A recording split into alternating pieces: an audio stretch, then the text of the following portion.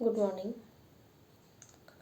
आज मैं आप लोग को बताऊंगी कि जो है क्रिएटिव थिंकिंग क्या है, सृजनात्मक या रचनात्मक चिंतन क्या है।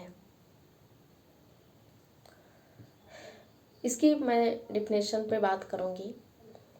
यदि हम परिभाषा और स्वरूप की बात करें तो सृजनात्मक जो है चिंतन का एक मुख्य प्रकार है और सृजनात्मक चिंतन को कई अर्थों में जो है प्रयोग किया गया है। हर लोग ने जो है सृजनात्मक चिंतन का क्षेत्र में किए गए शोधों या फिर उसके अध्ययनों को रिव्यू करके बताया कि सृजनात्मक चिंतन की जो है मनोवैज्ञानिक ने 8 अर्थों में जो है प्रयोग किया। इसका जो है क्रिएटिविटी थिंकिंग का सबसे लोकप्रिय अर्थ जो है गिलफोर्ड के द्वारा बताया गया। उन्होंने चिंतन की 2 भागों में बांटा, एक अभिसारी चिंतन, दूसरा अपसरण चिंतन। तो इसका है जो कन्वर्जेंट जो है थिंकिंग और उसके बाद जो है डाइवर्जेंट थिंकिंग जो है, इस पर उन्होंने 2 भागों में बांटा और इस आधार पे कि अब सारी चिंतन में जो है व्यक्ति दिए गए तथ्य के आधार पर किसी सही निर्णय या निष्कर्ष पर पहुंचने की कोशिश जो है वो करता है। इस तरह के चिंतन में व्यक्ति एक रूढ़िवादी तरीके से अपनाकर समस्या संबंधी दी गई सूचनाओं के आधार पर जो है उसका समाधान करता है। अपसरण चिंतन में भी व्यक्ति जो है, इसमें क्या होता है कि व्यक्ति जो है अलग अलग दिशाओं में चिंतन कर समस्या का समाधान करने की कोशिश करता है। जब वह विभिन्न दिशाओं में चिंतन करता है तो स्वभावतः है कि वह समस्या के कई संभावित उत्तरों पर सोचता है और अपनी ओर से कुछ नए एवं मूल्य जो है चीज़ों को जोड़ने की कोशिश करता है।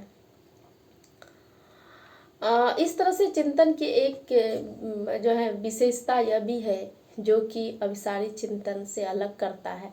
इसमें व्यक्ति आसानी से एक पूर्व जो है सुनिश्चित कदमों के अनुसार चिंतन जो है नहीं कर पाता है, क्योंकि उसे कुछ नया एवं मूल चिंतन करना होता है।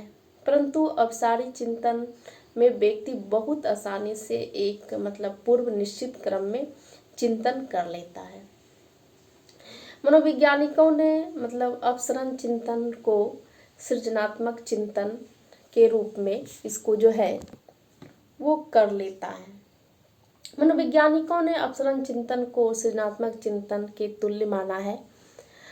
ऐसे तो जो है सृजनात्मक चिंतन को कई मनोवैज्ञानिकों ने परिभाषित करने का प्रयास किया, परंतु अधिकतर परिभाषा जो है संक्षेप में होने के कारण सृजनात्मक जो है चिंतन की व्याख्या जो है ठीक ढंग से नहीं कर पाई। सृजनात्मक चिंतन की सबसे उचित और विस्तृत परिभाषा जो है ड्रब डाल ने दिया और उनका कहना था कि सृजनात्मक चिंतन या फिर सृजनात्मक व्यक्ति की उस क्षमता को कहा जाता है जिससे कि वह कुछ ऐसी चीजें, नई संरचनाएं या विचारों को पैदा करता हो जो नया होता है और जो पहले से उसे ज्ञात नहीं होता है। यह एक काल्पनिक क्रिया या फिर चिंतन जो है इसका जो है संश्लेषण या इसका हो सकता है। इसमें गत अनुभूति से उत्पन्न सूचनाओं को एक नया पैटर्न या फिर सम्मिश्रण हो सकता है। इसमें गत अनुभूति से उत्पन्न सूचनाओं इसका जो है या फिर कर सकता है। यह निश्चित रूप से उद्देश्यपूर्ण या लक्ष्य निर्देशित होता है, न कि एक आधार एक स्वप्न चित्र या फिर यह वैज्ञानिक या फिर कलात्मक या फिर साहित्य का रचना के रूप में भी हो सकता है। सृजनात्मक चिंतन या सृजनात्मक के इस विस्तृत परिभाषा से विश्लेषण करने से मुझे कुछ विशेषताओं से पता चलता है कि इसमें जो है सृजनात्मक इसका चिंतन के स्वरूप को स्पष्ट रूप से प्रकाश पड़ता है। उसमें प्रमुख रूप से कुछ विशेषताएं निम्नलिखित है। एक पहला विशेषता है कि सृजनात्मक चिंतन एक ऐसी प्रक्रिया है जो लक्ष्य निर्देशित होता है। इसमें व्यक्ति अपने लक्ष्य जो है निश्चित रूप से पता चलता है, उसका जो है उसके व्यवहार या फिर उसी लक्ष्य से संबंधित होता है। व्यक्ति इस ढंग का व्यवहार अपने व्यक्तिगत या फिर सामूहिक लाभ के लिए भी करता है। सृजनात्मक चिंतन में व्यक्ति कुछ एक नया जो है अलग चीज़ों को भी रचना करता है और व्यक्ति समस्या के अलग अलग पहलू या विभिन्न दिशाओं को अपनी क्षमता के अब जो अपसरण चिंतन जो है चिंतन करता है वो। और चिंतन का एक विशेष तरीका यह है कि इसमें बुद्धि का एक अलग संप्रत्यय है, क्योंकि बुद्धि में सृजनात्मक चिंतन के अलावा भी अन्य मानसिक जो है इसमें क्षमताएं सम्मिलित होती है।